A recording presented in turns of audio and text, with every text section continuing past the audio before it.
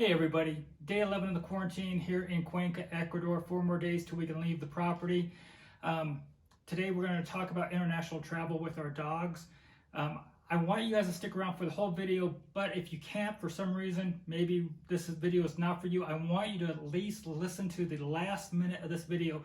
I'm going to explain to you about the hoodie I'm wearing, the Snow Dogs Left Behind. It's more than just talking about traveling with your dogs. It's a lot deeper meaning than that, and I'd like you to listen to the very last minute of this video. So if you don't want to stick around, please fast forward to the end. But we're going to talk about Gracie, Katie, our international travel, what you have to do to travel with dogs, and we hope we can entertain you. And now I'll go grab Julie and we'll get on with the video. Hey everybody, I found Julie. Yes, and as you can see, we have our fur babies with us here in Cuenca, Ecuador. And it has been quite a challenge, but after a great deal of hard work, we managed to figure it out, and they are here with us. And that is what we are going to speak about today, is the process of bringing these little guys over here, and actually to several international destinations. So Julie and I have been planning to travel the world for about 7 or 8 years, and we've had dogs along the way, and dogs are more than just pets, they're family members. We love them, they love us, it's an unconditional thing. So leaving them behind was not an option. Many people try to convince us that we should just find them a new home or give them away, and even some volunteer to adopt them. But for us, it was an option, they had to come. This is Gracie. She was born on February 23rd, 2005. She's 15. She's a Pisces. She likes taking selfies, riding bikes, waterfalls, impersonating a police officer, and boating. She's also a daddy's girl. Hi, this is Katie, and she was born on October 14th, 2010. She'll be 10 years old this year. She's a Libra, and she enjoys texting with her friends, long walks in the park, flying like a superhero, and she's a total mama's girl. Katie and Gracie really love each other a lot. These two are sisters. They protect the house from things like the vacuum. They also know Santa. They met him in North Carolina. They know him by his first name. So you want to be nice to both Gracie and Katie because they have him on Facebook Messenger and they'll report you. So Julie and I have 2 adult children. Gracie was originally my daughter's dog, and Katie was originally my son's dog. As time went on, the children decided that they needed to do other things with life, and Gracie and Katie became our dogs.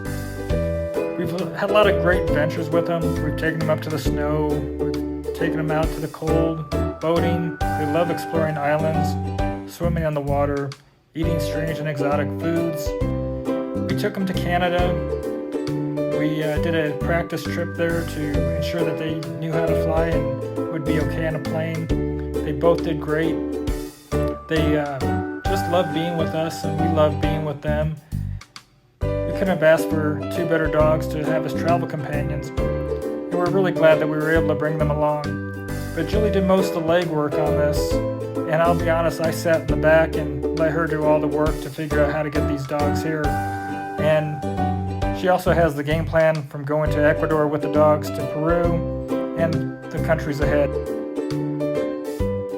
As you can see, the girls really love spending time with us, and we love spending time with them.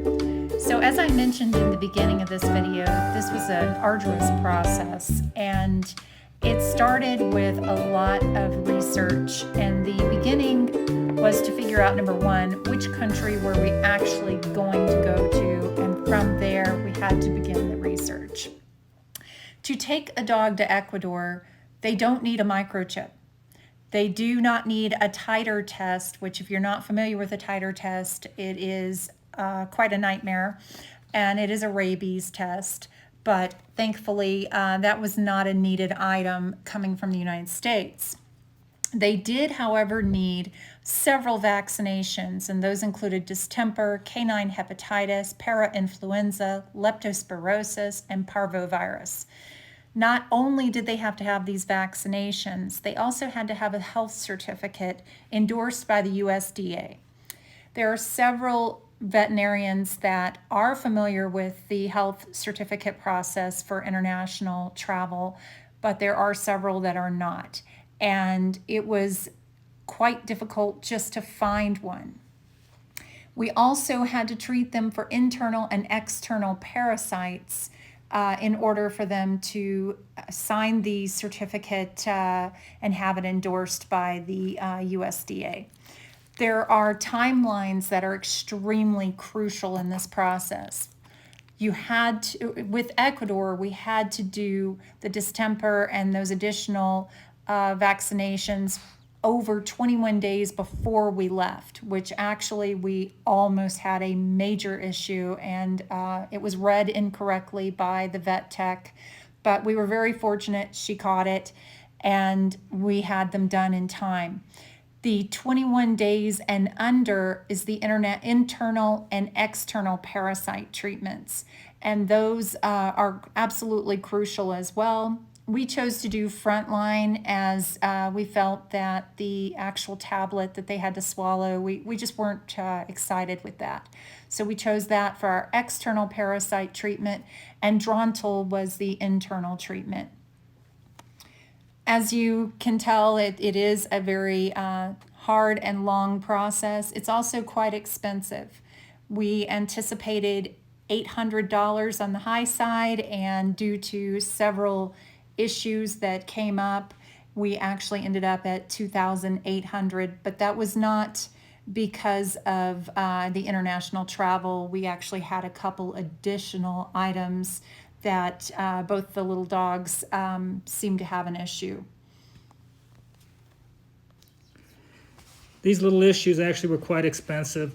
It appeared Katie might have a tumor. We were worried about her situation. It turned out to be benign, but it's meant several expensive tests, and it was something we were not expecting. Gracie at some point must have played hard with Katie. Katie apparently clawed her in the eye. It caused it to get infected. We received the wrong cream from the veterinarian's office that has steroids, and it seemed to cause more complications, and she wasn't eating. She was having problems, and she ended up having what we thought was a stroke and seizure. We had to take her in to another vet for a second opinion, or actually a first opinion, on what was going on with her. Her seizures looked pretty bad. We were getting a quality life assessment, and we thought this was going to be the end for Gracie and that she was not going to make the trip. This veterinarian was able to take a look at the labs that we had done with the first vet, and it was identified that the blood sugar level was low. We got the right type of antibiotics for her eye. Once we were able to treat her for the low blood sugar, giving her some prednisone as well, she turned out to be a new dog and healthy, and she was able to make the trip with us and get a clean bill of health. To travel to Ecuador, your pet needs the following vaccinations over 21 days prior to departure, but less than 365 days: distemper, canine hepatitis, leptospirosis, parvovirus, and parainfluenza. If you originate from the U.S., you do not need the rabies titer test. Most Asian countries do require that. A vet will also need to administer internal and external parasite treatment within 21 days of your departure. Your pet will need an international health certificate dated no earlier than 10 days from departure, and the vet must be USDA certified. Having accomplished all of these feats with a USDA certified veterinarian, we were able to get Gracie and Katie onto the plane through the coronavirus scare into Ecuador to be inspected by their agricultural department at the airport.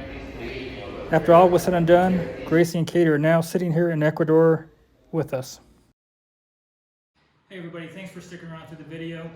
I want to tell you about this hoodie, No Dogs Left Behind. It's a great organization that Jeff Berry started to save dogs in China from the slaughterhouse.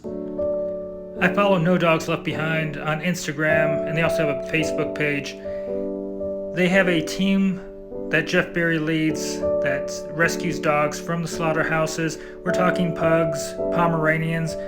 If you're buying gloves or you're buying a jacket from China and you see fur on there, that could be a person's pet. Some of these animals being rescued have collars, they have microchips.